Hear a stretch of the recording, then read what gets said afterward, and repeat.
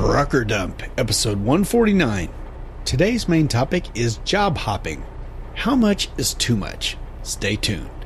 But as always, we've got some news to cover, including voting info, brake recalls, safety blitz stats, nuclear verdicts, trailer technology, broker scams, truck warranties, and think pieces on being an owner-operator and ants. Huh? The FMCSA has also been busy with hairy drug testing, driver advisory panels, under 21 drivers, driver training exemptions, and yet another COVID hours of service exemption extension. Wow, say that 3 times fast. And we'll top it all off with 6 restaurants in the Trucker Grub segment, and listener feedback on weapons, railroad crossings, man vs. beast, and driving school experiences. This episode of Trucker Dump is sponsored by Volvo Trucks and Pilot Flying J. Welcome to Trucker Dump, where you'll get one driver's insights and sometimes humorous views of truck driving and the trucking industry, and pretty much anything else he feels like dumping on you. This podcast is brought to you by AboutTruckDriving.com. Resources to help you understand the world of truck driving through the use of stories and a pathetic attempt at humor. Hey, Trucker Dumpers. In the words of the greatest Budweiser commercial ever, what's up?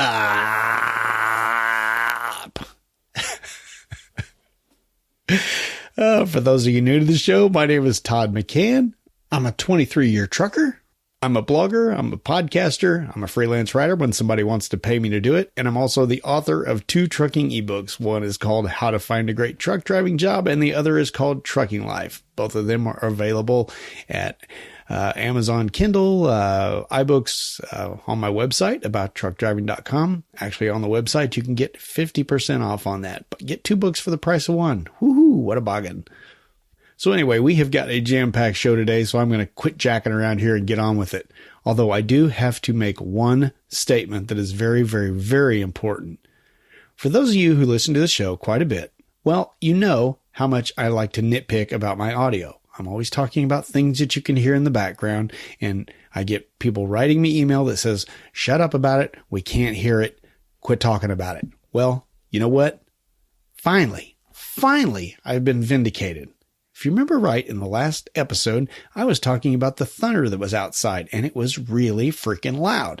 And guess what? I listened back to the podcast, the final version of it, and you can hear it plain and clear. So guess what? Vindication. And there's the second lame joke I'm laughing at.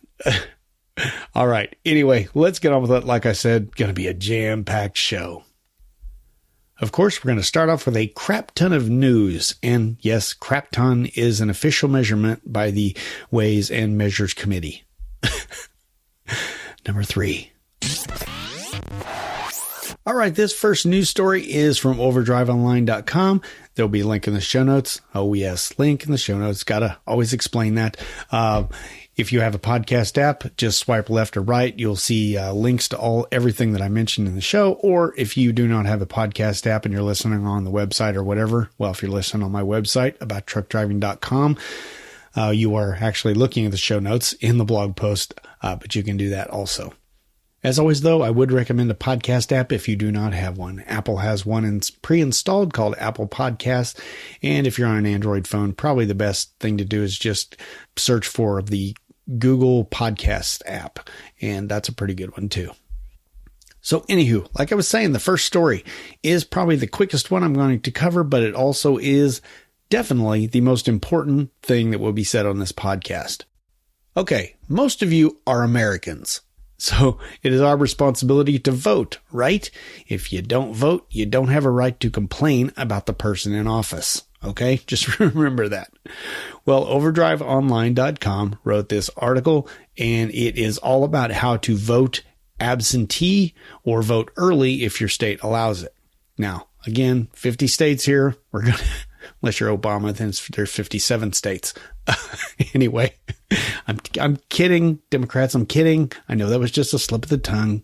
I know Obama knows there's 50 states. So anyway, just go into this article and look up your state, find what the regulations are. Make sure you, a lot of us are going to be voting absentee because we're going to be gone out on the road. I know I'm always working on a Tuesday, so I will be voting absentee this year. But some states, each state has different requirements. Some you have to have an excuse for absentee. Others don't care. There's also a portion on here about registering to vote, and I've included a link in the show notes on this too. And a lot of states require you to register to vote in advance, at least 30 days. So hopefully you haven't missed that opportunity to get that done. Some states do have lesser guidelines on that. But again, check out the links in the show notes and you will learn all about this. And make sure you get to the polls on November, what is it this year? November 3rd, or earlier, of course, if you have to absentee vote or early vote. Next up, let's get to recalls. Yep, recalls. Haven't had one in quite a while. And thankfully, we've only got one. And Volvo is the culprit this time around. Yep, over 17,000 trucks have a possible cracked brake plate. Now, I'm not going to go into all the details on what that means, but basically they say you will start feeling this happen before it actually happens. For instance, if your brake pedal feels loose, if you feel a looseness down there, go get this checked out. They do expect this to only affect about 1% of their trucks, but they are examining this as it goes on further and further. So again, this is about 15,000 trucks in the U.S. and a little over 2,300 in Canada so far. Again, they say that might increase over time. But of course, they're willing to fix it, and all the details on this are in this link in the show notes here. And this Freight Waves article. How you like that? Short and sweet on the recalls. All right, next up, let's talk about another safety blitz.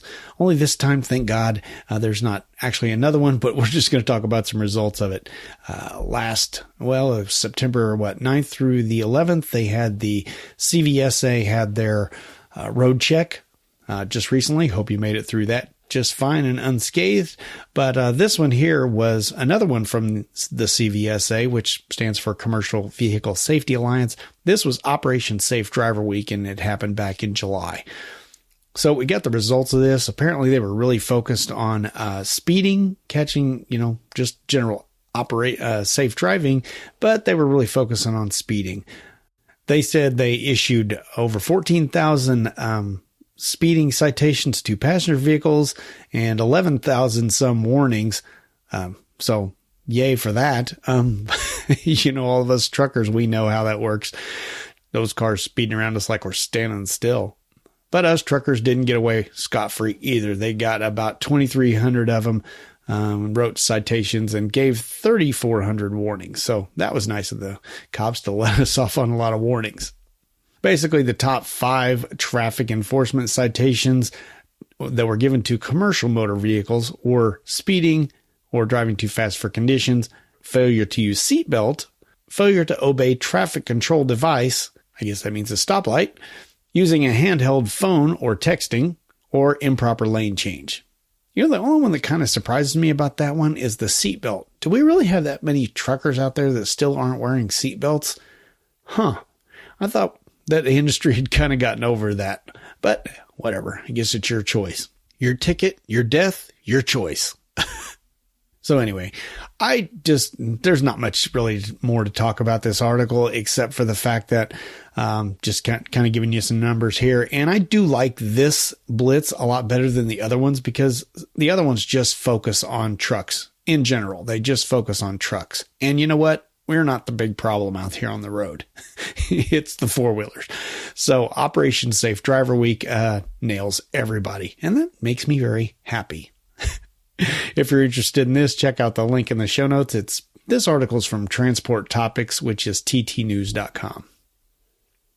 Next up, we got more COVID stuff. Man, this COVID thing just will not go away, will it? Well, as you know, the FMCSA issued exemptions for the hours of service quite a few times. I think it's been 2 or 3 times already, and they're extending it again until, they say, at least until the end of the year. It possibly would go into next year. Wouldn't surprise me a bit on that one. Hopefully it's over by then, though. But anyway, this these are the rules that make you exempt from hours of service if you're hauling stuff like medical supplies or equipment, food, paper products, or other groceries, raw materials to make all that stuff, things, cleaning equipment, things like that. So anyway, just if you are hauling that kind of stuff, maybe you can take advantage of that hours of service thing. That would be awesome. Check out the link in the show notes here for more information on this exemption again. Hey, here's another story from the FMCSA. This one I also found on Transport Topics. FMCSA launches driver panel for advisory committee.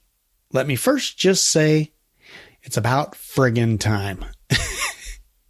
You know, I've said many times on this podcast that I think the FMCSA does a lot of stupid things. But, you know, probably one of the stupidest things they've done is not have a trucker driver panel. I don't know how that happens. How can you form a organization that is responsible for regulating truckers without consulting truckers? How does that work? I don't understand. Anyway, this is going to be a group of 20 to 25 drivers. They're going to represent all sectors of the industry. They're going to get tractor trailer drivers, straight trucks, motor coaches. They're going to haul a range of cargo from hazardous materials and agriculture goods, all kinds of different parts of the industry. And they're going to ask for advice on things like hours of service regulations, waiting time at shippers and receivers, the parking dilemma. We all know that's going on. Speed limiters and FMCSA's, the CSA program, things like that. Now, the FMCSA has always put up a commenting period when they come up with new hours of service or something like that. And that's great. You know, we can all, submit our ideas on it. This last one, they had over 8,000 public comments, and they go through each one of those and look at it, and they try to get a final rule from that. Well, that's great. But, you know, if they have a driver panel here, I just think they're going to be better advised with the decision that they make. And, you know, hopefully that will help. I was looking on here to see if there was a way that you could, you know, volunteer for this or, be chosen to be picked. But I have not seen any information about that yet. If I hear of how they're going to go about selecting these drivers, then I will let you know in a future podcast. But for now, if you're interested in this, just head over to ttnews.com, link in the show notes. Hey, this next story out of Transport Topics really doesn't have anything to do with you whatsoever, unless you're a UPS driver. But I had a question about it. I'm so confused by this article. Okay. It's called UPS wants FMCSA to reconsider exemption request. What exemption request, you ask? Well, back in 2019, I guess they requested that they no longer had to have trainers have a minimum of 2 years experience. So, do you see my confusion? Since when has the trucking industry required their trainers to have 2 years of experience? I think that's a pretty good idea, honestly.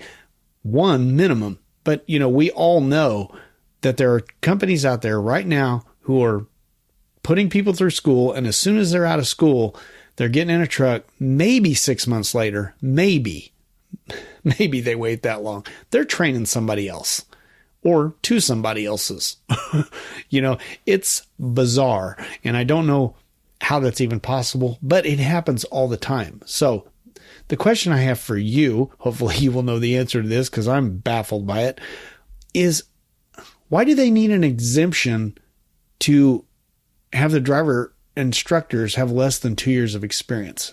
Now, I know what I thought of immediately because I'm a Teamster. I know the UPS are Teamsters, and I thought maybe it's in the contract, but I looked everywhere down through here in this article, and I didn't see anything that said anything about the contract, except for the reason that they're wanting to reduce the requirement for instructors is because they actually need to fill so many jobs. They don't have enough driver instructors.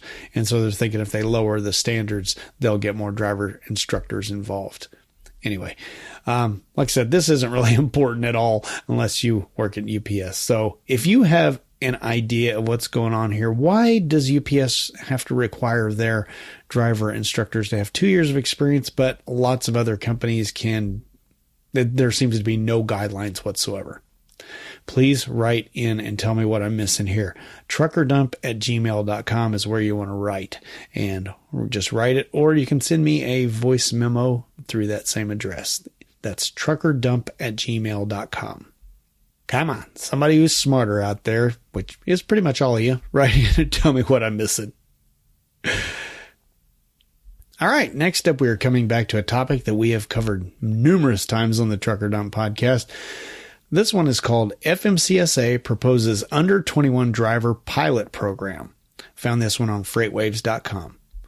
For those of you new to the show, well, I don't know if you know this, but in order to drive interstate trucks, that's across state lines and all over the United States, you have to be 21 years old currently. Well, what they're looking at is, would it be feasible to have 18 to 20-year-olds also be able to do interstate? Right now, pretty much every state, I think every state, will allow you to drive within the state. Now, as I've said a million times on the show, I personally don't understand the difference. If an 18-year-old can drive a truck in Chicago, Illinois, but they cannot cross over the border into Gary, Indiana, just a few miles away, all of it's, heavily populated and everything. I just don't understand that concept at all. It makes no sense to me whatsoever. So anyway, they're proposing this pilot program. It's supposed to be at least 3 years long. And what they're trying to do is examine, here, let me quote this here. They want to carefully examine the safety, feasibility, and possible economic benefits of allowing 18 to 20-year-olds to operate in interstate commerce. So the people eligible for this would be two different categories.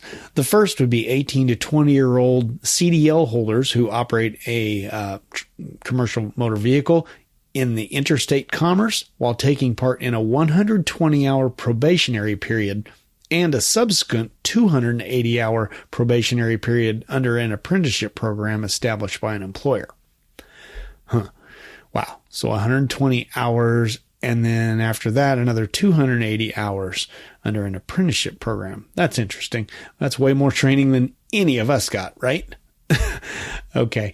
And also the other category that will be able to participate in this is 19 and 20-year-old commercial drivers who have operated commercial motor vehicles in an intrastate commerce, that's in-state, for a minimum of 1 year and 25,000 miles. So that's going to be interesting. If you're an 18 to 20-year-old, you might want to check into this. And, if you've been wanting to go over the road and you're just waiting till the day you turn 21, well, maybe you can go ahead and get in on this program. Don't have any details on, I do have a link here. I'll include this link in the show notes for more details on this proposed program. Just to ease some minds here, they are saying that these participating drivers will not be able to operate vehicles hauling passengers or hazardous materials or special configuration vehicles, like doubles and triples and things like that. So anyway, check out the link in the show notes if you have more interest in this topic. And let me know what you think about 18 to 20-year-olds driving a truck. They are asking for comments on this. Again, links in the show notes, and you'll be able to comment and give your thoughts directly to the FMCSA. Enough about that. Hey, next up, we've got something that's been kicking around in the trucking industry for quite a while. Hair testing for drugs. Yeah. We found this one on Transport Topics, ttnews.com. Apparently, the Department of Health and Human Services has finally announced its proposed mandatory guidelines for hair testing. Apparently, it's only about 3 years late. So, way to go, government. That's government efficiency for you. Anybody who wants to give our government more power, just saying, they're not real good at it as is, right? Okay. So anyway, apparently there's all kinds of problems with this. For instance, just to give you an idea, I guess the length of the hair, the texture of the hair, the color of the hair, all of that can alter the sample. And, so it's not the same for everyone. So, for, a blonde hair, blue eyed white person is going to be a bit different than a black person with, black curly coarse hair. So, I don't know how they're planning on, getting this kicked through. They're taking public comment on this, by the way. Again, if you've got strong feelings about this, which a lot of organizations do, the OIDA, the Owner Operator Independent Driver Association, and the ATA, which is the American Trucking Association, they both do not like this proposal. So I don't know if we're going to get this in or not. Another issue with it is that apparently, and I didn't know this, apparently the hair follicle test alone is not enough to do anything about. So if you get a positive hair test, they still have to back it up with either like a cotton swab test or a urine test. So again, I'm thinking, what's the point of all of this? And it's going to be very costly for the trucking companies, things like that. A lot of issues going on here. But if you are interested in all of this, please go check out the link in the show notes. Apparently, another big concern with this is that hair specimens typically come back with a positive drug, result far more often than urine. And that's because of, they can go back further in your history, so, hey, if you were smoking some doobage, 6 months ago, I don't know how long it is. It could be 6 months, could be 3 months. I don't know, honestly, but say you're smoking some doobage 6 months ago, and then you become a trucker and now you can't get a job because you were smoking 6 months ago, even though you haven't touched a lick of it since. I don't know. I don't know.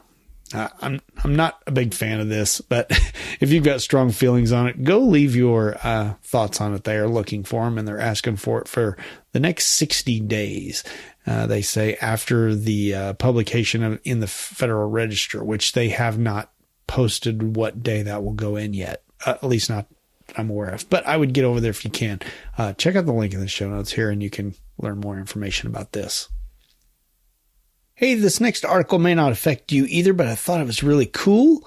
If you have a pre-pass in your truck, well, you are going to be getting some new safety alerts. That is, if you have the pre-pass app. So what they're doing basically is alerting you of things like steep grades ahead, if there's gusty winds in the area, where your runaway truck ramps are, which would be really handy if you're flying down a hill without any brakes, where work zones are, truck parking availability, rest areas, if you're about to go on a truck restricted road or something like that. And also like stuff like a brake check or chain up areas. Now, these are all free if you already have the app. That app's available on Android and iOS devices. And if your pre-pass is incorporated in with your PeopleNet or your OmniTrax or your Qualcomm or whatever, it'll be included in that too. So that's pretty cool. Any information we get is good, especially, like I want to know if there's a steep grade coming up ahead of me. We've all been surprised by those before, haven't we? Maybe it'll warn us to some of those 90-degree turns at the bottom of a steep hill that we had no idea was coming. Those always scare the piss out of you. Anyway, this is just a really short blurb in this overdriveonline.com article. So check that out for more information. Although that pretty much gave you all the information. So don't bother.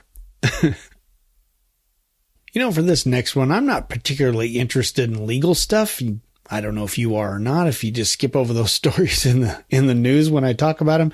But this one was really fascinating to me. I found it on Transport Topics, ttnews.com. This one is called Trucking Targets Nuclear Verdicts. Okay, let's first explain what a nuclear verdict is. It's basically where lawyers go after trucking companies and they get, they say about $10 million or more is, considered a nuclear verdict. One of the biggest ones recently we heard about was against Werner.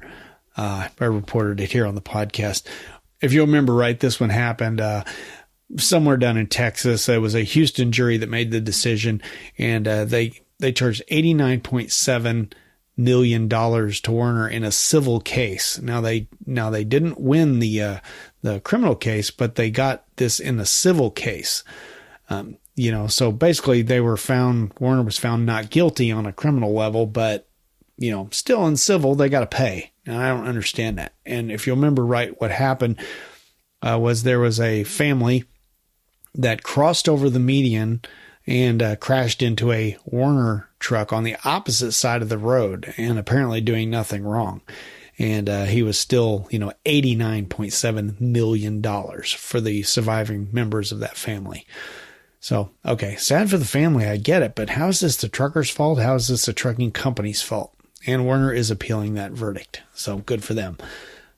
So anyway, I like the language in this because Chris Spear is the American Trucking Association president, and he is getting pretty tired of this. Let me share you a quote of his in here. He says, "We're growing very tired of padding the pockets of trial lawyers at the expense of trucking jobs, and we're just not going to stand for it anymore. It's an all-out assault against the industry, and we need to be in a position to fight back."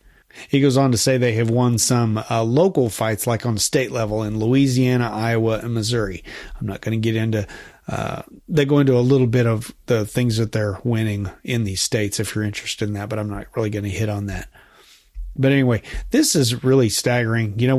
We all know that you see those billboards out there for all of the big, trial lawyers that go against trucking companies. They love to because, trucking companies have deep pockets. And, when you're a trucking company, you're perceived immediately as the bad guy in any accident.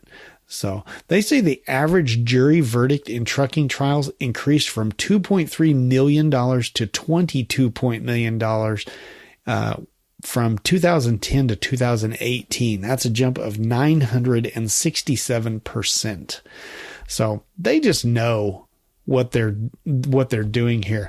I found this article interesting because one of the things they talk about is why they keep losing these cases. And they have finally faced the facts that the lawyers for the plaintiffs are just better. I mean, they're just better.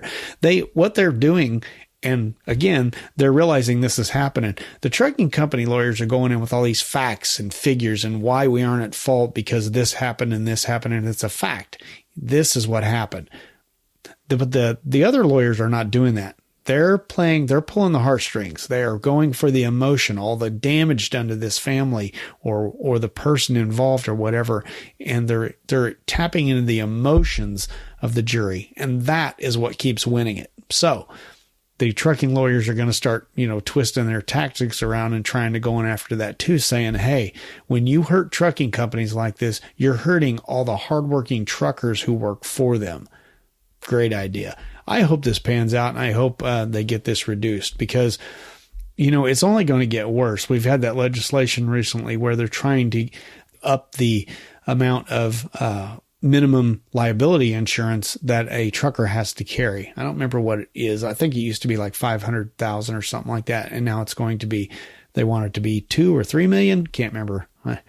Getting too old. I don't have a memory for that kind of stuff, but I mean, it's a big jump. And all that means is that now the trucking lawyers, not the trucking lawyers, but the accident lawyers who go after trucking companies are going to know that amount is increased, and they're going to get like just a minimum of what, that insurance can pay. They're going to get the maximum, I should say, of what that insurance is going to pay. So it's just bad all around. Again, if you're interested in this kind of stuff, I found it a very interesting article, well written, and go check that out at Transport Topics. That's ttnews.com, or just click on that handy little link in the show notes. Hey, the subject of this next article, I really like the thought of it. I just don't know how soon it's going to happen. Anyway, this one is on ttnews.com, Transport Topics. It's called Intelligent Trailer Technology Advances. Let me just read this first little paragraph for you. Actually, it's just the first sentence. Imagine that a half-loaded trailer sitting in a yard for 5 days could tell you that its right front outside tire had low air pressure, its rear upper roadside marker light is out, and the Consignee's free storage term has just expired. Man, would that ever be cool? My company right now is storing a lot of product for a major retailer, and they're having a really hard time finding empty trailers to load, and we're jam-packed right now, and it's causing a major problem. It's causing our company to pay out a lot of money, for detention time and things like that, to pay us for just sitting around because they don't have trailers to load. It's a real problem. This company's using trucking companies for storage. But anyway, that's a different issue. But anyway, this just all sounds real fascinating to me. This is a really long article, but it's got a lot of good information. And I'm just going to kind of cover some, some highlights of it. Like they're saying, they would be able to, all of this in the future, of course. And if they can get it standardized among all the trailer manufacturers and stuff, they would be able to add, like sensors, like in all kinds of sensors to give you tire pressure and tire wear, even if a tire's about ready to blow, if the brakes are low, if it's got an issue with the automatic braking system, if the reefer is got something wrong with it, if, how full the trailer is, it can not just say whether it's loaded or empty, but say, hey, it's got 5 feet available on the back of the trailer or whatever. Now I could really see that helping like LTL companies a lot because, we don't, by its very nature, we don't haul a lot of truckload stuff. We don't go to a place and pick up an entire truckload of stuff from one place.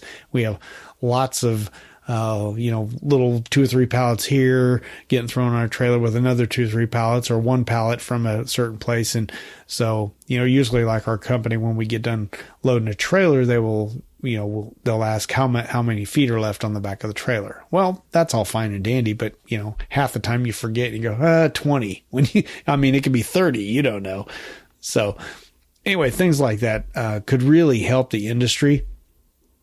One of the things I found really fascinating, this would be so freaking cool. Schneider, I guess, is using some of these monitoring systems. And that makes sense because they're a big carrier and, they're adopting some of these technologies. But, of course, these things, part of this will be tracking devices just in general. They'll know where the trailer is and they'll know whether it's empty or not. So they give an example here. Let me just quote it. If the trailer moves in a yard, we'd like to know about it. Because the thing is, in these large yards, it can take a driver quite a while to find the trailer. So if they're assigned to pick up a trailer, they can look up the trailer numbers in the system and they can see an aerial shot of where the trailer is. And then they can simply say, take me there. And it navigates them to the trailers. Now that's pretty cool. Whether that's, in on a app from, Schneider or however they want to do it, or if it's on, their telematics system, like their Qualcomm or their PeopleNet or whatever, however they want to implement that, that would be really cool. How much time have truckers wasted looking for empty trailers? Because, a company will send you to a place, say, pick up an empty trailer there, and you go, and there's no empty trailers. Well, wouldn't it be nice to know that before you send somebody 30 miles to get a trailer or longer? I just think all of this stuff, boy, it sounds so great in practice, but the thing that has me worried about it is their sensors, right? We all know what's happened ever since our trucks got everything became sensor oriented, and, we're always having these check engine lights come on and nothing's wrong with the truck. We can't feel anything, nothing's happening weird, but there's a check engine light and now you're going to the shop. So that sucks. And I hope, they can get this kind of stuff figured out. Of course, they haven't figured it out in the trucks, and they've had these sensors in there for many, many, many years. So I don't know. I'm just going to keep my fingers crossed because I think the thought of all of this technology, it's like watching a sci-fi movie, when everything's futuristic and everything works so perfectly together. Well, in reality, it's going to take a while to get there. But anyway, if you're interested in this kind of stuff and all of the different sensors and, everything, check out the link in the show notes to this article. Pretty cool stuff, even if it doesn't work half the time. Hey, this next story on overdriveonline.com reminds me of, over the years, I've gotten quite a bit of people writing me, saying, hey, they're getting new to the industry and they want to be their own owner. They want to own their own truck and be their own boss and everything. And I don't want to squash a person's dreams, but I try to help them to be realistic. And that is why I love this article so much. Again, it's on overdriveonline.com. It's by a guy named Gary Bukes or Booches or something. I don't know. Sorry, Gary, I'm butchering your name, but Buchs. Anyway, he is a retired owner operator. Anyway, he has this article. I just love the title. It's called Open a can of realism before buying that first truck. Amen, brother. So anyway, he goes on to some of the things you need to do and how you really need to examine this decision before you just jump into it. I mean, it is you can lose a lot of money in this. You can make a lot of money in it too if you do it right. But boy, if you're new to the industry, that's a bad decision. Anyway, he's just talking about how you need to go make a plan, go through all of your options, be very critical of yourself, and don't, figure on the high side of everything. Like, everything's just going to be peachy and awesome, figure in that you're going to have some rough times and things like that. And he says, once you get done doing that, do it again. And he says it's really hard to be honest with yourself. So imagine that it isn't your plan. Approach it like it's a friend of yours who's coming to you and say, does this business plan make sense to you? So here's just a few things to consider for anyone who's thinking about buying a truck. And I've always said that there's a lot more to it, buying a truck and becoming your own boss, becoming an owner operator, than even a guy like me knows about. Been doing this for 23 years, but I don't know nearly enough to buy my own truck right now. I could probably research it and get by with it, but why would I want to when I'm getting paid well doing LTL stuff and not owning my own truck? So anyway, things that you should consider is you should never hurry into the decision. You should get an accountant and an advisor to help you out. Know all of your costs, including the fixed costs. Learn about revenue sources. Be sure to know about your tax liabilities. What benefits are you actually getting by becoming an owner-operator? Figure out the risk level involved and the stress that's going along with it. And then just know that you're going to have to keep up with all the tax laws, and you're going to have to deal with payroll and stuff, all that kind of stuff. So anyway, it's a really short article that's very jam-packed worth of good information. So again, if you are interested in becoming an owner-operator, please check out this article by Gary B. Let's just go with that. We'll link in the show notes there. And thanks for writing this article, Gary. Good stuff. Now, staying with the theme of truck ownership, you'll remember on the last episode, we had an article called What to Look For When Buying a Used Truck. That was a really good one. Well, we've got some more coming up here about that kind of stuff. Of course, this one is, should you become, what we just talked about, should you become an owner-operator at all and buy your own truck? But now we've got another one called Informed Protection. Know exactly what's covered before you buy a used truck warranty. So this is assuming you've already bought that truck, what to look for in a warranty. Man, this is another one that is just jam-packed full of information. I mean, it's some really good stuff. I didn't know a lot of this stuff. Of course, a lot of it's common sense, but you don't think about it ahead of time. For instance, he says, you need to look at the warranty, like the aggregate cap, like the maximum. So if they have a cap of $20,000 and your truck needs a $30,000 engine repair, well, who's going to pay that extra 10 grand? Same way with shop fees. Maybe the warranty only covers up to $100 an hour for shop labor, but the shop you're going to actually charges $150. Somebody's got to pay that difference. He also suggests things like make sure that the coverage includes the exhaust aftermarket treatments. Boy, that is for sure correct, because those things are always messing up on you, and you want to make sure that stuff like that's covered. He says in general, it's a good guideline that if a warranty covers head gaskets, I don't know why, but if it says that if a warranty is going to go as far as covering head gaskets, it's probably a good warranty. Now, again, he says, don't ever read the marketing material on these warranties. Read the actual contract. They will give you a sample copy of the contract. Of course, they can't give you the contract itself until you actually sign it, and everything. But, get a sample contract and read through it and see what it actually is covering and make sure you're getting what you're paying for. And one last tip, he also says, if you're going to buy a warranty, go ahead and do it at the time of purchase and roll it into your loan, if at all possible. He says he hears that people all the time say, I'll buy it myself and add it later, and they hardly ever do. Boy, don't I get that one. I bought this MacBook recently and I said, I can't really afford the Apple Care on it right now. I'll just get it later. You have up to 60 days to get it, I think. And did I do it? No, I didn't. So I hope this Mac lasts as long as my last one, which was 12 years. Yes, 12 years for a laptop computer. Go Apple. Anyway, if you are interested in this and, you have any intention of becoming an owner operator in the future and, just go ahead and bookmark this and save it for later for when you're ready for it. That way you'll, actually, I just looked at this and this is a reprint from 2017. So again, this information is pretty evergreen. It sticks around. It's not going to change a lot.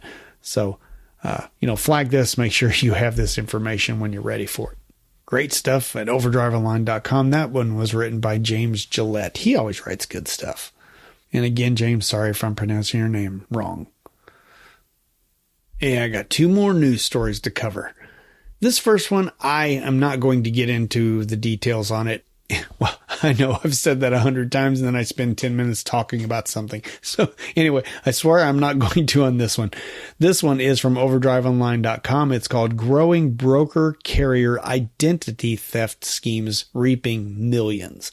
So honestly, I don't understand all the broker, trucker relation stuff going on and how the contracts are done. I don't understand all that stuff. But if you are an owner operator and you deal with this kind of stuff, make sure you read this article because apparently this is happening a lot and they are like, again, I'm not going to go into it, but they're like double booking loads and things like that. And it's a scam. Basically, it's just a blatant scam. They're pretending to be somebody that they aren't. So make sure you read this article, please. Save yourself some headache. And this last one is kind of a think piece, really. This one is written by Clifford Peterson. He is a current owner-operator. He is also a freelance writer at overdriveonline.com. They got a lot of good freelance writers over there. I even think they could use one more named Todd McCann. Anyway, this article, long title, boy. It's called As with Fire Ants, Attacking a DOT Officer Inspecting Logs, Beware the Ants in Your Own Mind. And ANTS is A-N-T. It's an acronym for Automatic Negative Thought. And he says these things can be deadly. He says there's 9 types of ant. I'm going to name them all, but not get into the weeds on them. So, again, you want to go and check this out. It's a good way to look at life, I think. Anyway, the first ant is all or nothing patterns of thought. Stuff like everything is all good or everything is all bad, when we know that isn't true. The second one is always type thinking or overgeneralizing, like, saying I'm never going to lose this weight. Well, never, I don't know. Actually, the evil overlord always makes fun of me because when I'm sitting in traffic and I'm trying to get out on the road, I'll say, man, I'm never going to get out of here. And she looks at me and says, really? Never? Oh, well, anyway, I guess I've got some of these ants in my own mind. Number 3 is negative focus. You lost 5 pounds, but you want to lose 15, so you think you're a failure. Well, you lost 5 pounds. Is that really a failure? Focus on the positive. Number 4 is thinking with your feelings. I feel like everyone's out to get me. Hey, everyone's not out to get you. Lighten up. Number 5, should, must, ought to, have to. This involves negative thought that is controlling your actions. You don't want to do that either. Number 6 is using negative pronouns. Like calling yourself a loser or I'm so stupid or I'm so worthless. That doesn't help anyone, especially not you. It's just going to make you feel even more useless and worthless. And then he says there's 3 red ants, and we all know red ants are the worst kind. Boy, they bite. They're mean. They are mean. They're like the spawn of Beelzebub himself. Anyway, number 7 would be predicting or fortune telling a bad outcome to something that's mostly trivial. It doesn't even matter, but you're thinking, well, it's going to be bad for me. This is never going to work for me. That's not good. Number 8, believing you know exactly what others are thinking. And of course, that you always think they're thinking negative about you when, we can't read minds. We just need to knock it off. And number 9 is blaming. Whoo, boy, is this an epidemic in this country. Blame someone for someone else for whatever your problems are. Yeah. All right. So anyway, like I said, there's lots of good examples in here that he gives. There's even a funny story about red ants. So go over here and check out this article on overdriveonline.com. And thanks to Clifford Peterson for that excellent article. Overdriveonline.com. Call me. And that, I believe, is going to do it for the news. Told you we had a lot of it, didn't I? All right, let's just move right along then. You know, we haven't talked about the awesome interiors in the Volvo V&L series in a long time. So let me refresh your memory. Head on over to volvotrucks.us, or you can head over to their YouTube page for some awesome videos. I put links to both of those in the show notes. You know, probably the first thing you'll notice when you get in a new V&L is the awesome mattress. Man, it is so thick and awesome looking. It's a combination of inner spring and foam, and it looks freaking comfortable as heck. You might also notice another thing about it. It kind of comes in two pieces, and that's necessary because Volvo is the first to offer a reclining bunk in any truck. So now you can see why the mattress needs to come in two pieces, so it can bend with the reclining part. Cool, huh? Man, would I have ever loved to have this feature in the sleeper when I was driving over the road. I mean, you know, as drivers, we spend a lot of time on the bunk area, not just sleeping, but eating, reading, watching movies, whatever. And speaking of watching movies and eating, they've got a really cool swivel table that swivels out from the back wall. It just pops right in front of you, easy peasy, stores away nicely. Super awesome. And within reach is the driver control panel in the back. You can control the temperature, you can control the audio, you can even lock the doors from back there so you don't have to get your lazy butt out of bed. One of my favorite features is the new slide down window coverings. I mean, these things are super cool. If you've ever had to deal with Velcro or snaps on a window, it's a pain in the butt. Especially the Velcro, always falling down, always ripping off. Well, you don't have to worry about that with the Volvo. The window covering just slides up or down, kind of like on an airline.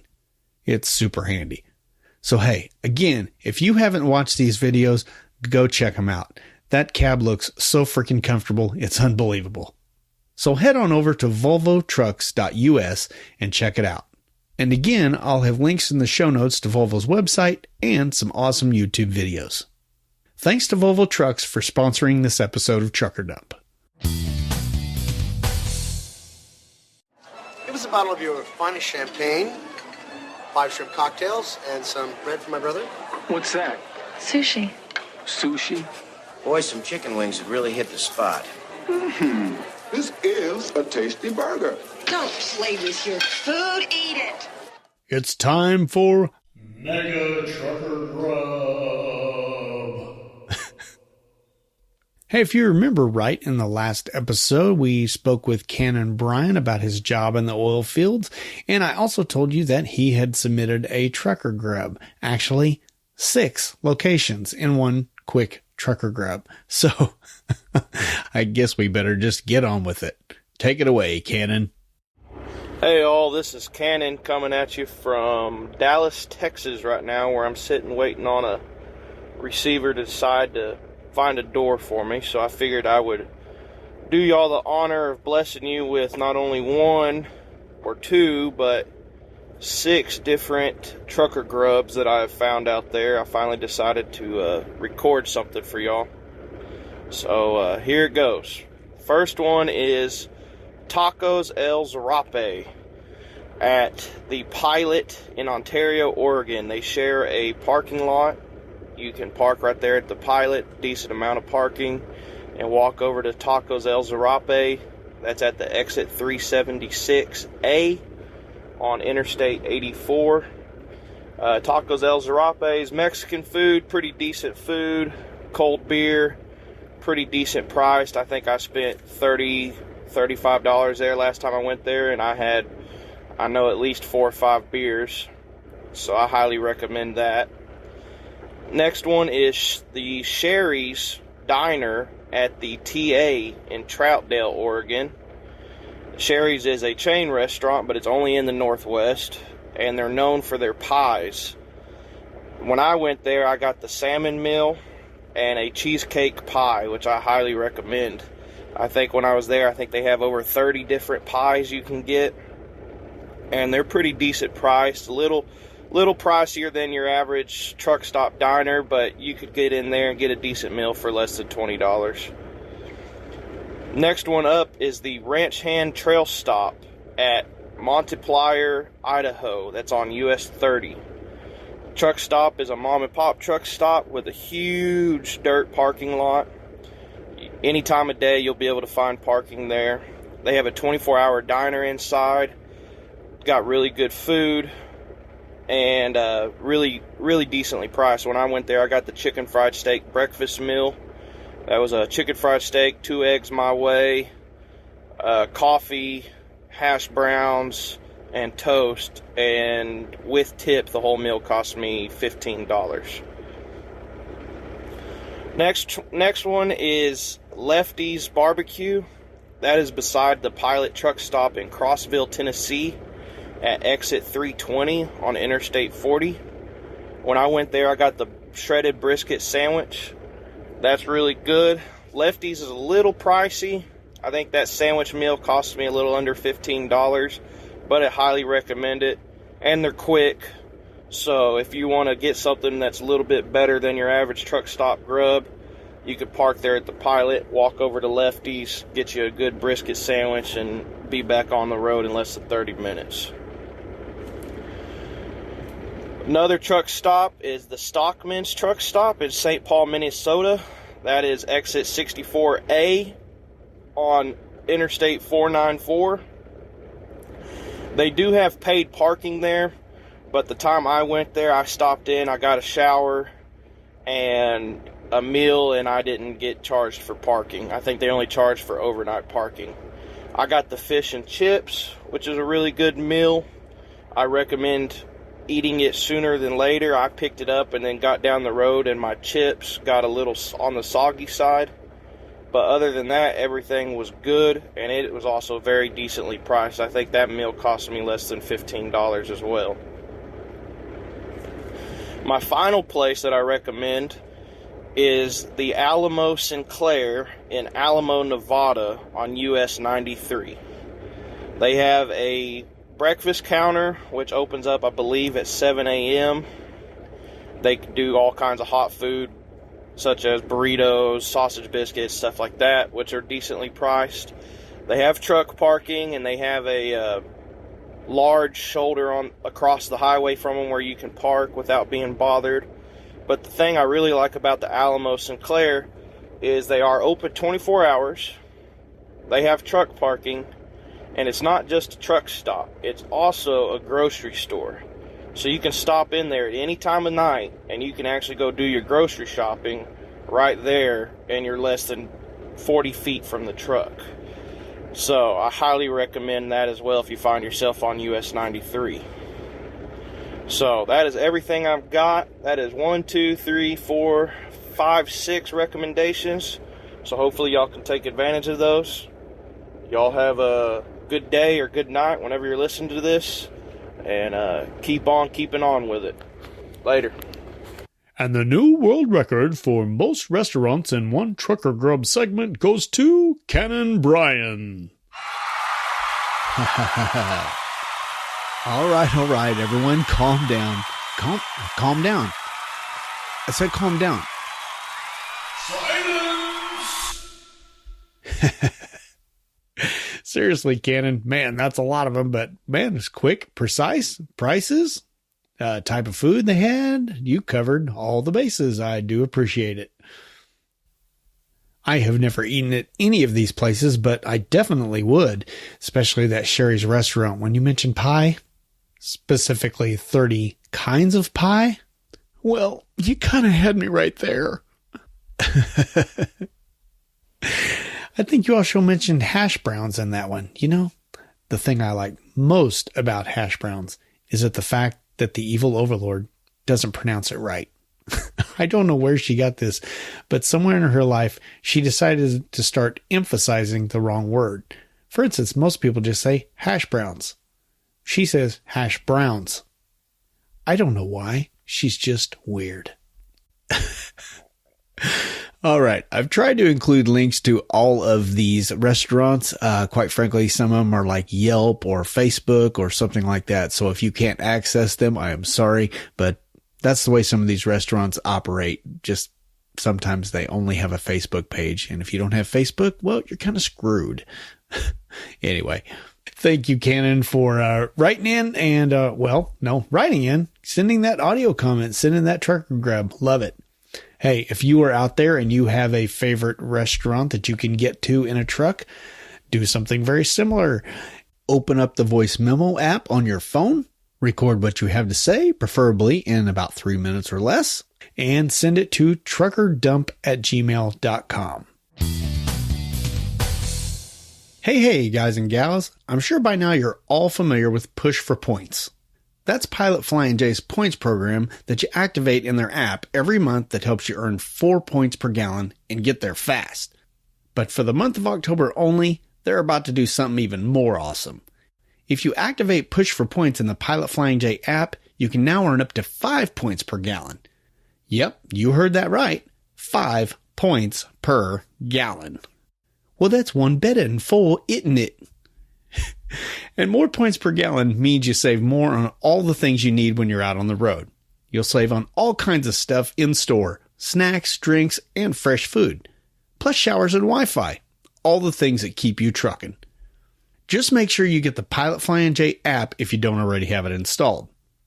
Then activate Push for Points for October as early as possible and fill up your tank like you normally do. And as you fill, you'll be earning those points and maxing out at 5 points per gallon. And remember, this is only for the month of October, so you better get on it. So download the app today, activate Push for Points, and start earning. You can learn more at pilotflyingj.com/app or click the link in the show notes. Or you can just crank up the App Store in your phone and search for Pilot Flying J. And thanks to Pilot Flying J for sponsoring this episode of Trucker Dump. Hey, wow, it looks like we're doing pretty good on time. What do you know, when you actually try to keep things short and concise, it actually pays off. Although, now that I think of it, if we had an interview today that went another hour and a half long, well, I guess we'd have well over 2 hours. So I guess I ought to just quit trying, right? All right, let's get on with today's main topic. Well, it's pretty self-explanatory. It's called job hopping in trucking. Are you feeling guilty right now? Here we go. When the evil overlord, that's my wife and ex-co-driver, and I were in truck driving school, we were told that job hopping in the trucking industry was akin to a mortal sin that could not only ruin your truck driving career, but also send you straight to hell to burn in an eternal lake of fire. So is this true? Well, let's talk about it. But before we get to that, perhaps we should define job hopping in better terms. From Merriam-Webster Dictionary, job hopping is the practice of moving from job to job. Well, duh. But how long do I have to stay at a job before I'm considered a job hopper? According to an NBCnews.com article I found, link in the show notes, job hopping is generally defined as spending less than 2 years in a position. Uh-oh. Boy, does that ever make truckers job hoppers. In this industry, you won't even get that dreaded label unless you start job hopping every 3 to 4 months. According to a Monster.com article I found online, link in the show notes, the average turnover rate for large trucking companies has been lingering around 127% over the last few years. Smaller carriers don't fare much better at 102%. Now, for those of you unfamiliar with the term, turnover rate is the percentage of employees that leave a company over a certain period of time. I've included a link in the show notes to how to figure this, do the math and everything. You'll know I love math. So, as an example, for the trucking industry's average turnover rate of 127%, a trucking company with 100 employees would need to hire 127 employees every year to keep that number at 100. Yeah, that bad. To give you a comparison to other industries, the healthcare industry is typically regarded as having one of the highest turnover rates, and yet it's only 14.2%. Yeah, 14.2 compared to 127. Take that, healthcare workers. We truckers scoff at your puny little turnover rate. Now, why these turnover rates are so high is a topic in itself and one we won't cover today. Suffice it to say that the grass is always greener for some drivers, and many carriers don't put enough effort into keeping their current drivers happy. But I digress. Seriously, don't get me started. So how much job hopping is too much in the trucking industry? Well, sadly, there really isn't a cut and dry answer. Some companies are more tolerant than others, but in general, all trucking companies are far more lenient than other industries. The fact is, trucking companies have learned to accept that high turnover rates are a fact of life for the trucking industry. A recruiter quoted in that Monster.com article said that the company he works for isn't interested in a driver who has had 3 jobs in the last year. He went on to say he had one applicant that had 21 jobs in 3 years. Wow. Talk about somebody with ADHD. Now, personally, I'd agree that switching trucking jobs every 3 to 4 months is generally way too often. Now, there are some reasons in particular that you shouldn't job hop. First of all, recruiters are less interested in fickle drivers, just like that recruiter said. I mean, hiring a new employee is costly, so why would they want to take a chance on someone who has a track record of being a total flake? But perhaps the biggest reason not to job hop every few months is that you simply can't give a new carrier a fair shake when you work for them for such a short period of time. You know, it takes a while to get situated in a new job. With all the new operational changes and learning how the new carrier operates, it shouldn't be a surprise if you aren't very efficient for a while. Don't blame that on the carrier. That's just the nature of switching jobs. In my opinion, I think you should give an employer at least 6 months to make good on everything the recruiter promised. That should be enough time to learn the ropes and work through any slow times of the year. That way you can see the true potential of the job. But there are reasons to job hop. Now, I'm not saying this is a hard and fast rule carved into stone by the hand of God. If your employer is clearly abusing you in any way, then that's a good enough reason to abandon ship, even if you've only worked there for a month. Now, keep in mind that abuse is subjective. Forcing you to take a crappy run in New Jersey is not abuse. Now, sure, it may suck harder than a dehydrated mosquito, but it's not abuse. However, if they're trying to convince you to cheat on your electronic logs, failing to fix major safety issues on their equipment, or belittling you into driving in a blizzard because all their other drivers are doing it, by the way, they aren't. Now that's abuse that may warrant a job hop. What I'm trying to say is that you should always try not to job hop. But if you do need to leave a company after 3 to 4 months once in a while, or sometimes even less, it's not going to kill your trucking career. Just don't make it a continuous pattern like Mr. 21 Jobs in 3 years did. Listen, employers know things go wrong, and they know there are bad employers out there. Sometimes things just don't mesh. And of course, it's an added benefit that many trucking companies will ignore your iffy job history out of desperation to hire more drivers. So at least that's on your side. And here's another reason to job hop. If you're job hopping for the right reasons, you should be able to easily explain your actions to any prospective employer. Let me give you some examples from my own trucking career. When the evil overlord and I got out of truck driving school, we took a team driving job for 33 cents a mile. Keep in mind this was 1997. Sadly, over 20 years later, some carriers are still starting new drivers at less than that. That's not cool at all. Don't settle for that, new drivers. You can do better. Now, we also knew that we could make more money elsewhere, so we started looking for a new trucking company about 10 months into our career. Now, keep in mind our driving school instructor had told us that we shouldn't even consider looking for a new job until we got at least 1 year of experience. Well, to make a long story short, we started with our new company at the 11-month mark anyway. We're such rebels.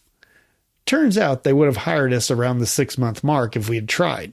But we didn't because, well, you know, that whole all job hoppers go to hell thing. Anyway, we jumped from 33 cents a mile all the way up to 42 cents a mile with that job change. Even if it had been at the 6-month mark, no future employer would have blamed us for making that Spider-Man-sized leap. Heck, they would have understood that even if we had left at the 3-month mark or the 1-month mark. In other words, we had a darn good reason to jump ship, and it was easily explainable. We stayed with this company for about 4 years. And for the next job, we actually took a pay cut back to 38 cents a mile. But again, we could justify the job change because we were building a house and our mortgage provider wasn't happy that our previous employer couldn't guarantee our gross wages for the year. Or at least they wouldn't put it in writing. This new company had no problem with it. Now, we only stayed at this company for 1.5 years, but that was long enough for our purposes. The next job change didn't work out so well, but at least we did have a good reason to have made the switch. With the pay cut from the previous job, we only had to tell future employers we had gone from 38 cents a mile back up to 50 cents a mile. Now, any trucker can tell you that 12 cents a mile raise in the trucking industry is phenomenal. To put it in more understandable terms, that was about a $30,000 a year raise with the team miles we were driving. And we didn't much like this company, so we bailed after only about 10 months. Our next job was only a slight bump in pay up to 52 cents a mile. Still, it was a justifiable job hop because we explained that we just weren't a good fit for the prior carrier. Again, no questions asked because good drivers are in high demand. 1 year after that, the evil overlord got out of trucking altogether. Well, sort of. Stay tuned. Now, I'll not bore you with all the drool-inspiring details of the other trucking jobs I've had. Basically, it was a series of job switches caused by the evil overlord deciding to make a trucking comeback and it not working out so well, thanks to the 2008 Great Recession. So anyway, I switched carriers a couple more times to jump from team-focused carriers to solo-focused carriers. The point being, I had a justifiable and easily explained reason to switch jobs each time I did it. Now, hey, I realize you might be thinking that, working anywhere from 10 months to 9 years at a job, which was one of my last jobs, that isn't really considered job hopping, is it? At least when it comes to the trucking industry, for sure. But that's not my point. Now, I'm only one man with one opinion, so take this how you will. I think the key to not be labeled as a job hopper is to stay with the company for at least 6 months, keep your driving safety record clean, and always be able to justify your move. Now, having said that, there are simply too many scenarios for this to be one size fits all. For instance, let's say you just took a new job after being with your previous employer for 6 months. You've been at your current job for only 2 months when you finally get an interview with that driving job you've been chasing for 5 years. Now, are you going to pass up on that dream job simply because you've only been working at your current job for 2 months? Heck no! Job hopper label or not, that's going to be my new job. Again, I say, you've got a justifiable reason for the job hop. You had no clue when you took the previous job that this dream job would be opening up soon. Just make sure that in this new job interview, you express concern that you're having to screw your current employer by leaving after only 2 months. But hey, just tell them you just can't pass up this opportunity to work for a company you've been chasing for 5 years. They'll be both flattered that you want their job so much and impressed that you're showing concern over the hardship you're causing your current employer. That tells them you'll give them the same respect if they hire you.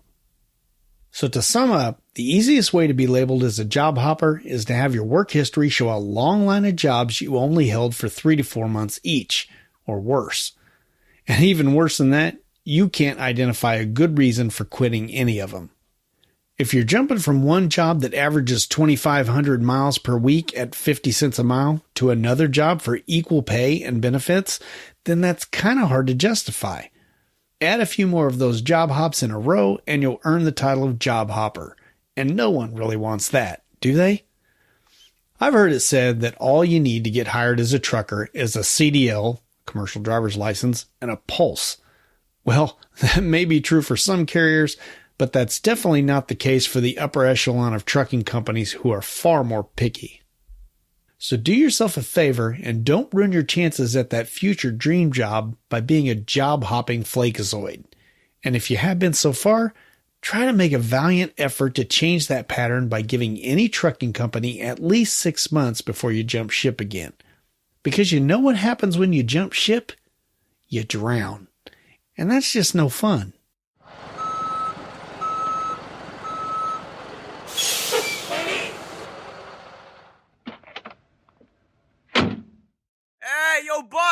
you want this load of feedback? You know, I don't know what the heck is going on, but it seems like a bizarro upside down world or something because, you know, lately I've been saying, you know, in the podcast that, hey, I think this is going to be a fairly short episode, and then it goes really, really, really long.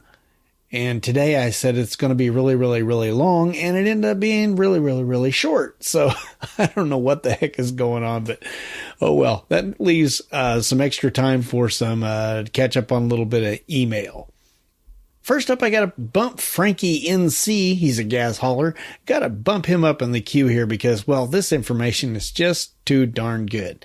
If you remember in the last episode, I think it was the last episode, I was talking about Goose in the Slack group and how he had a story about when he was dispatching and he had a driver stall out on a railroad track and he was in a panic mode trying to figure out what he was going to do, who to call and all that stuff. Well, Frankie writes in and says, PSA, every railroad crossing track has a small blue sign on the arm pole with a location code and a toll-free number. You call that number and give them the code. They will warn the train operator of the hazard. Holy smokes. How cool is that? I mean, we've all driven across railroad tracks a million times. How many people knew this? Did you know this? Anybody? I didn't know this. It was probably right there in front of my face the whole time. Now I'm going to have to start looking to see, you know, every time I go across a track, hopefully I'll be able to look over there and go, if I stall out now, at least I know where I can call. That is great information, and hopefully that will save somebody's life one day. So just so you know, if you ever stall on the tracks, before you pee your pants, just look for that little blue sign over there, and then you can pee your pants. All right. Thank you, Frankie. That is great, great information to have. I really appreciate it. Hey, next up, we're going to hear from longtime listener Greg, who listened to Trucker Dump 146, Personal Safety Tips for Truckers.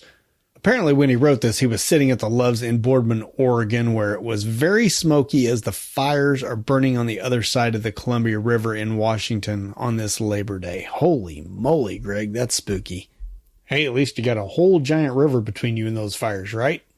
And he sent me a lot of photos of his arsenal that he keeps in his truck with him. I got to tell you, you do not want to attack Greg. That would be a bad move on your part.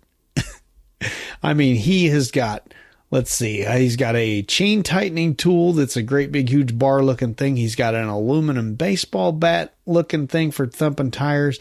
He's got that multi-tool with the axe head on it that I showed a photo of in that episode. And he's got a ginormous monkey wrench, I guess it's called a crescent wrench, but I don't know who started calling it a monkey wrench, but I've always called it that. I mean, he's got that. He's even got a pepper spray gun and just sprays little pepper spray balls. And he's got a flare gun that is officially a signaling device. So it's not a firearm either. So there's some options for you. Like I said, don't attack Greg ever. Okay. Thanks for writing in, Greg, and sending those excellent photos. Appreciate it. All right, next up, we're going to hear from another longtime listener, Driver Dave, and we're going to have another episode of Dave vs. Wildlife. Because, hey, who doesn't like to hear about, random animals being killed by trucks?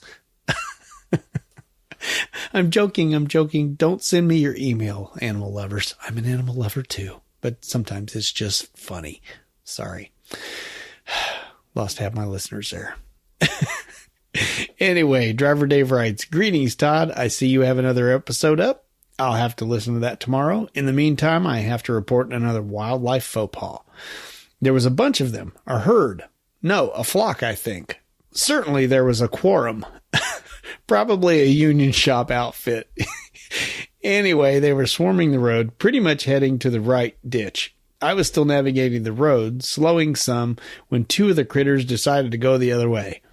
There's always one in every crowd, and, well, one became airborne and gently bounced off the windshield.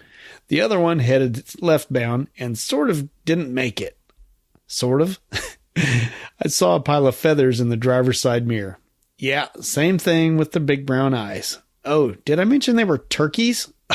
Wow. No, you didn't mention they were turkeys, Dave. I was thinking ducks again.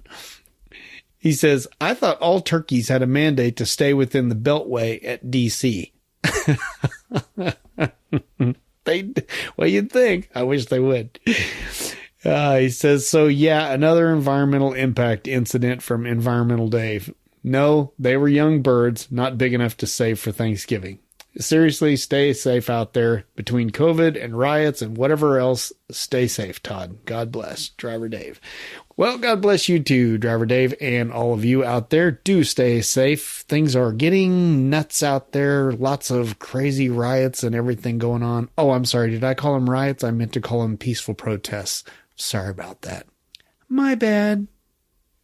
Again, thanks for writing in, Driver Dave. Always appreciate your feedback and your stories. All right, next up, I want to introduce you to a new listener named Stevie. And you better get used to that name because as to this point, Stevie has written me 24 emails. And you know what? I love it.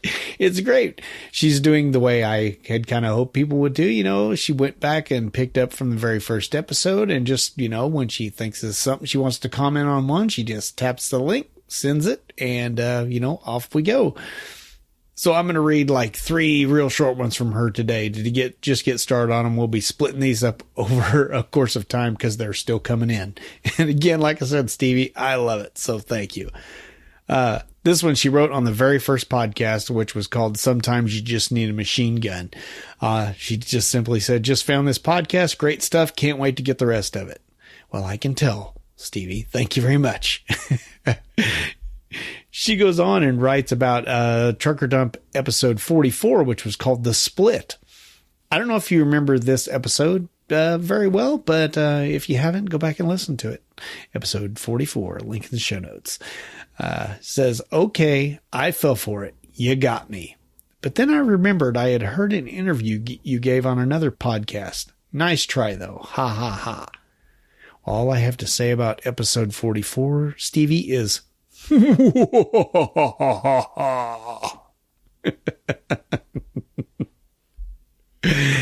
And next up, she writes on episode 46, which was called The Tale of 3 Trucker Slobs. That was a good one. If you haven't heard that one, check it out. Link in the show notes. She writes, hey, Todd, love the blog and the podcast. Great stuff. I agree with you on all 3 examples. You think that men and men's bathrooms are sick, nasty, and disgusting? Well, being a female, I speak from experience. Women and women's bathrooms are way, way worse. Women are way more gross when it comes to bathrooms than men ever thought of being. I also agree with one of the other comments from the last post. You do need to start an advice column, although I suppose you're sort of kind of doing that already. Keep posting. A big fan. Yeah, Stevie, I kind of am doing this a little advice, I guess, post in a way. Just stories of stuff that have happened to me in the past and to try to get a lesson out of it somewhere. Kind of like those old sitcoms where every single one of them had a moral lesson at the end of it. I guess I'm still old and cheesy like that.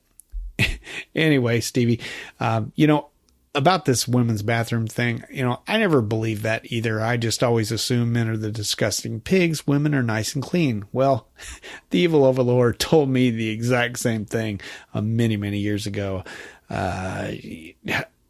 She just told me about all the gross things, and you guys have, extra stuff to deal with in there that guys don't.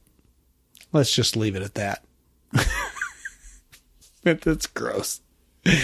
Anyway, Stevie, thank you for writing in. I appreciate it. We'll be looking forward to hearing many, many, many more from you in the future. Hey, next up, we're going to hear from a fairly new listener named Scott Gunter. I'm not sure which. I didn't ask, so I guess it's my own fault for not being able to pronounce it correctly.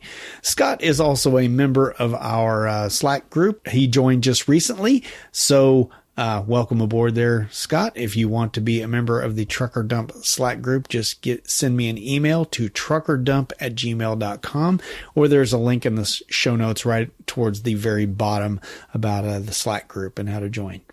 Anyway, he listened to Trucker Dump 100, What Makes the Evil Overlord Evil? And he writes, I think our wives would get along great. My wife is evil too. She makes it her mission in life to tease and torture me. She likes to pinch, and if you walk up and poke her in the arm, she punches your arm back. Playing slug bug is fair all around for us, though, unless you're one of our kids. There are many, many other examples, but it's a lot of typing, and I'm exhausted after spending 8 hours on the dock today.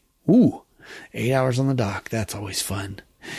Yeah, Scott, after hearing from a handful of listeners out there, I've come to the conclusion that pretty much everyone's wife is evil. I thought it was just me, but apparently not. Sorry, ladies, but you're just evil. But we love you.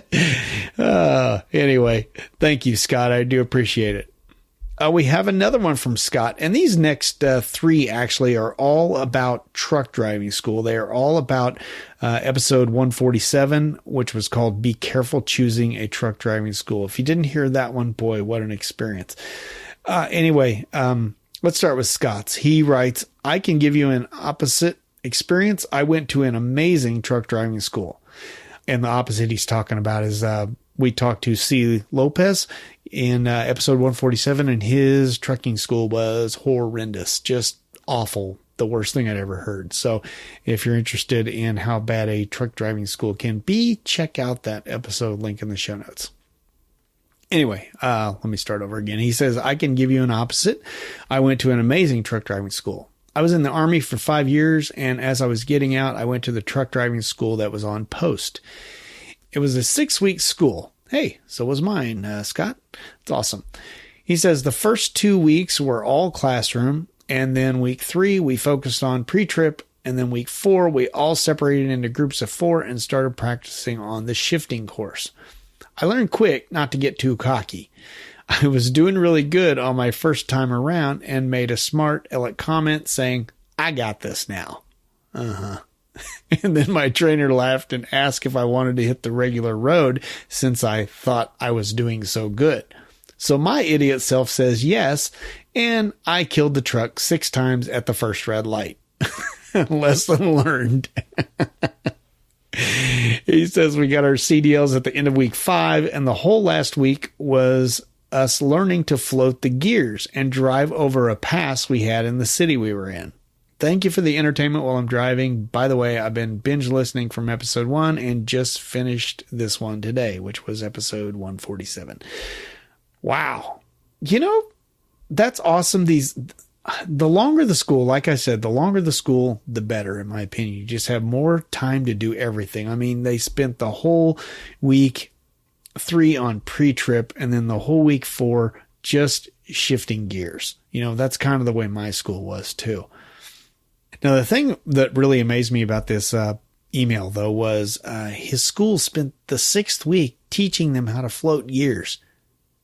That's wild. I'd never heard of any other truck driving school ever teaching to float gears. They always want to teach the double clutch method because that's pretty much what your carrier is going to want you to do when you take your driving test with them. So that was interesting to learn that.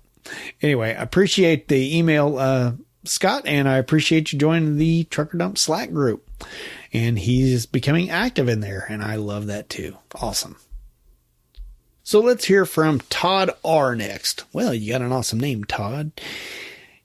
He writes, Hey, Todd. Todd here. Road Toad on Slack. Ah, yes, he is in Slack.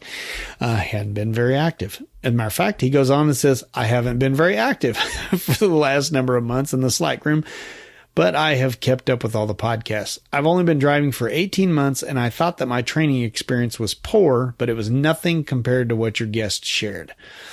In Ontario, Canada, we have training called MELT, M-E-L-T. It stands for Mandatory Entry Level Training. Never heard of that. He says, my training took place over approximately 8 weeks. Wow, 8, not even 6. He says a couple of weeks were in the yard learning how to do pre-trips. They were about 4 weekends in class where we learned about rules and regulations. And then there was time in the cab where it was just one student and one instructor. Nice. On paper, it sounds great, but when you're in class, the instructor continues to tell you that you don't need to know this, so we're going to skip it. That's not cool. And the racism is obvious among students and some teachers. Is quite disheartening. Racism. And we had some diversity in my group and in my class, and I didn't experience any of that. But I didn't know Canada was like that. I wonder if it's just this school or if that's nationwide. What's going on there? Anyway, write in Road Toad and let me know. He writes, training programs in Ontario, Canada cost approximately $8,000 to $10,000 from a driving school, and you cannot get your license without attending the school. I don't know what I expected by the time I was finished, but all I felt prepared for was passing a test, which I did on the first attempt. Not to be a truck driver that would be fully immersed in the world of truck driving just 2 days later. It's been quite a change for me. I worked in social services for 25 years. Yeah, that would be a big change. I mean, in the social services, you're all about helping people. When you're a trucker, well, nowadays, you're not about helping anyone, really. Sad, but anyone but yourself. Hopefully that'll change in the future. Anyway, he goes on and says, one of my favorite segments of the show is your guests who talk about different driving careers, like your last guest who drove in the oil fields. That'd be Ken and Brian. He says, I drive LTL. I drive van from Ontario, Canada, down to Tennessee and west to Missouri. It's great for me to hear what other options are out there. I've been curious about drivers who haul on the logging roads, and I hope to hear one of those on your podcast eventually. Well, Road Toad, I am glad you are enjoying the different trucking job interviews. Those are a lot of fun for me. You know, I'm amazed, though. I've thought a lot of different people I'd like to interview, but it never dawned on me to hit up a logging trucker. So I'm going to reach out to you listening. If you are a logger and you would like to be interviewed on the show, that would be awesome. I'd love to set up an interview with you sometime and find out what it's like to haul logs as a trucker, you know, in all those backwoods and stuff. Boy, talk about a different job. That'd be really cool. So if you are that person, reach out to me at truckerdump@gmail.com. All you really need is a phone. If you have an external microphone on your computer, that would be actually better, but all you really need is a phone, and you can install Skype on that, and we can do the interview that way. I'll do all the recording and editing on my end. You just have to answer questions. So anyway, email me, truckerdump@gmail.com. As for your school, Road Toad, well, it was sounding pretty good there, but then, boy, it kind of turned to crap there at the end, didn't it? I was really shocked at the cost, though. I mean, maybe I'm just completely out of touch. Somebody who's been to school recently, let me know how much your school was. And, also tell me along with that, was it a 1 week school, 2 week school, 4 weeks, 6 week, 8 week, so I can get a general gist of how expensive things are nowadays. I was just really shocked at this $8,000 to $10,000. But again, it was, an 8-week course, and it sounded pretty thorough, even though they had that racism stuff going on. Not cool. Anyway, was that racism between students, or was there racism between the teachers and the students? Boy, that's really not cool if it's not cool any way you look at it, but it's really not cool if it's coming down from the teachers. Anyway, Road Toad, write me back and let me know on that. As for you not feeling prepared when you got out of truck driving school to actually be a truck driver, well, welcome to the club. I'm pretty sure everyone felt like that when they got out of truck driving school. And don't be a stranger, man. Write in every now and then. Appreciate hearing from you. And lastly, I'm just going to come right out and say that Zachary Smackerman wrote in. He goes by Smackerman in the Trucker Dump Slack group. He just joined recently and is becoming very active in there.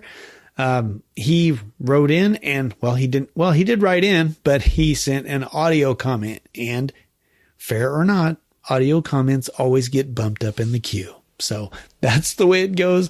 And that will be the last one we hear today. Let's hear from Zachary, AKA Smackerman. Hey Todd, this is Zach, AKA Smackerman. I decided to finally make a audio recording for you. Good. And this is going to be in regards to Trucker Dump episode 131, where you talked to, I think it was Anthony, and responding to private versus company-sponsored trucking schools. All right, let me jump in here real fast and just explain. Episode 131, there was a comment from a guy named Anthony, and he was asking a question about driving a truck for a living, and the weird thing is he was like 32 years old and he had never even driven a car. He had lived in New York City all his life. And so he was asking if it would be wise to drive a semi, to go straight to school. And I had some advice on him. So that puts everything in perspective here. So now you know where, Smacker Man's coming from. Okay. Sorry about that, Zach. Please resume. And I know you had a question about how much time, that's seat time that you get either driving or practicing maneuvers, I'm assuming, at trucking schools. And, with me being in a private trucking school, I thought I'd chime in. I'm just about done, just waiting to test to get my license, to give a quick update. So I should be hitting the arena very soon. Very excited about that. Woo-hoo. Just got to get some money out of the way, that's all. Been there, done Anyways, that. In regards to the hours, I was looking at the total number of hours. Now, my school, we did obviously class time, and then we did what's called yard time. Yard time is practicing maneuvers, so straight backs, lane change, parallel parkings, and alley dock, and then also they give you some actual physical street driving time with an instructor. So looking at the paperwork and everything, they actually give us over 400 hours. It's 432 hours is the mandated amount of hours that we're required to be at the yard. Wow. So that means that we're getting that many hours total time from, signing in to signing out to actually driving the truck. Now, whether or not you're actually physically driving, that's another story. I would say you're probably getting roughly half of that. Half the time you're waiting to get into the seat, the other half of the time you're actually in there. It could be more depending on the student and the number of students that are at the school, and then how the day's going, and how other people are progressing. All those different factors will play into it. But in my opinion, private school definitely gives you a lot more seat time in comparison to maybe some other schools or maybe even company-sponsored schools. To kind of hit on Anthony's thing, I think your suggestion was definitely a good one, saying that he needs to get comfortable driving an actual car first before he tries to jump into a truck. However, I do feel like he is going to have an advantage with learning and picking up all the trucking stuff because he doesn't have a lot of the bad habits that a regular car driver will. The only other thing that I'd be concerned about, though, is when you get into a car, I think this happens with any driver, whether you're 16 or you're 50, you're going to have that urge to drive unsafely, go really fast, push the limits. And I think a person that doesn't have that experience in a car is going to be more prone to do that once they start going into, whether it's another car, later down the road like this, like he's potentially doing, or potentially into a truck. So I think that's something that he's personally going to have to keep in check, and he's going to have to keep an eye out. I think overall he would be in a good position to get into trucking. I think he would definitely need to get some time behind an actual car first. But overall, I think, like you were suggesting, private schools are the better way to go, largely because you're not getting stuck into a contract. You are getting, for the most part, more seat time from the schools that I've researched and the schools that I've looked at. And you're also getting, a better variety of experience potentially at a school versus a company, sponsored program.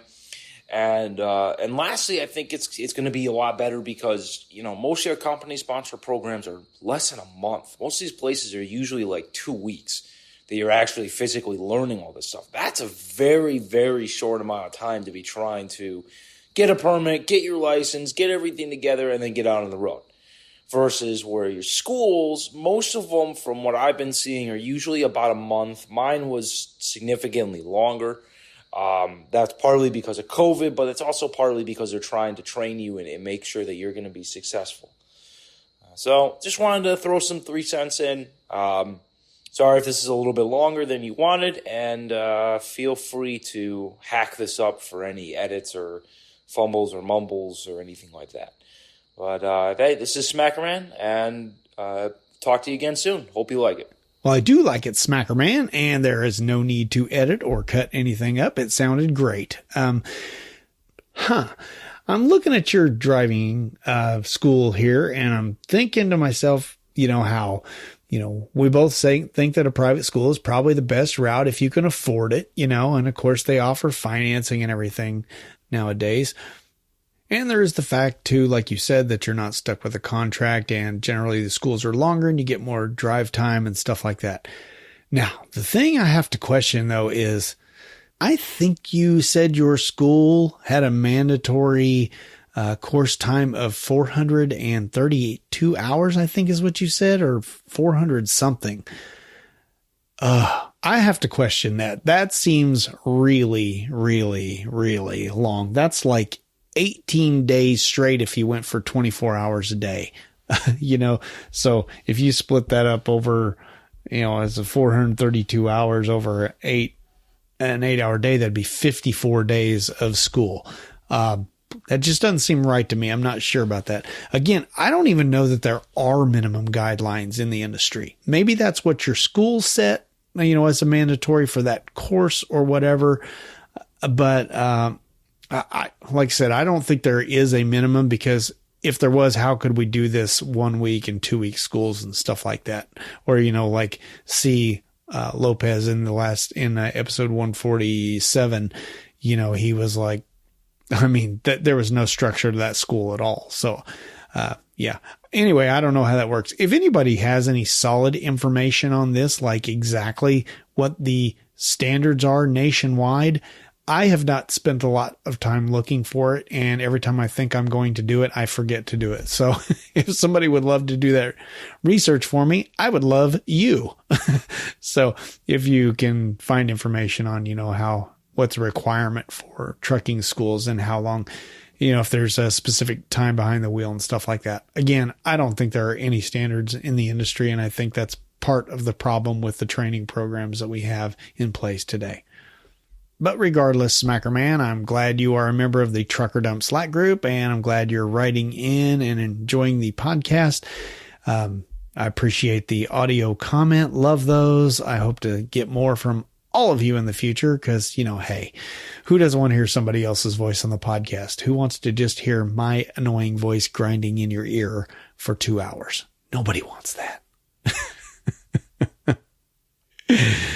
All right. Well, I guess that's about it. We do have a lot more feedback, but like I said, I'm going to have to catch up on that later on. And honestly, most of it's from Stevie. So again, if you want to get your voice heard in the next podcast or your email, just send it in to truckerdump@gmail.com. Whether it's a question, a concern, a suggestion, constructive criticism, whatever it is, truckerdump@gmail.com. So I'd like to thank Greg, Frankie, Stevie, Scott, driver Dave, Todd, and Zach for writing in. Appreciate it. And I'd also like to give out a shout to those of you who have been leaving reviews on iTunes for me. I have not looked at that in quite a while, and it always makes me happy when I do, because, I get pretty good reviews over there. I'm not going to read them all because, it's, I said before, it's a little weird, getting on here and just, having people say nice things about the podcast and you. So it feels a little weird to me. So if you're interested in seeing what they're saying about the podcast, and if you'd love to leave your own review, I would love that, of course, over at iTunes or wherever you listen to your podcasts. I don't even know if places like Spotify and Google Podcasts and stuff like that have a place to leave reviews. Do they? I don't know. I have an iPhone, so I have no idea. But anyway, iTunes is the main place for it. Actually, it's not even called iTunes anymore. It's called Apple Podcasts. But anyway, you can leave, there's a link in the bottom of the show notes here that if you want to leave a rating in a review, I would appreciate it. I got one recently from WTF Grumpy, Corvette 1977, Shadow Dragon Yin. I like this one. TikTok can go to hell. Yes, that's the username. 2014 EJ, and douche you are. He wasn't calling me a douche, by the way. But anyway, thank you to everyone who wrote an iTunes review. I keep calling them iTunes reviews. They're Apple Podcast reviews. Anyway, regardless, thank you. What say we get on out of here?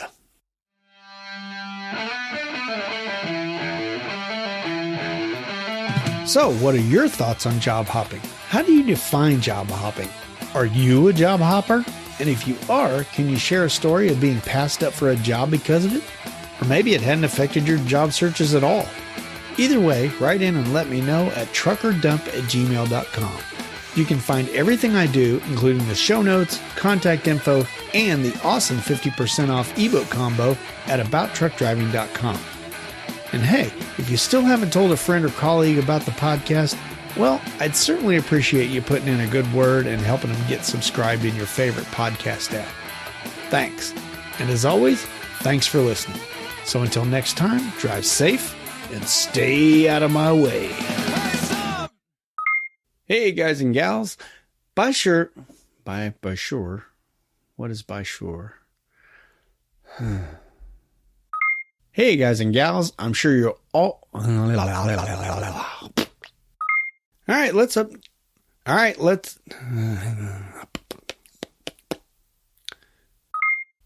right, next up, let's talk about beat. You know, we haven't talked in a long time about the awesome Clifford Peterson. He's a retired. No, he's not retired. Why would I say that? Sorry, Clifford. Hey, if you remember right.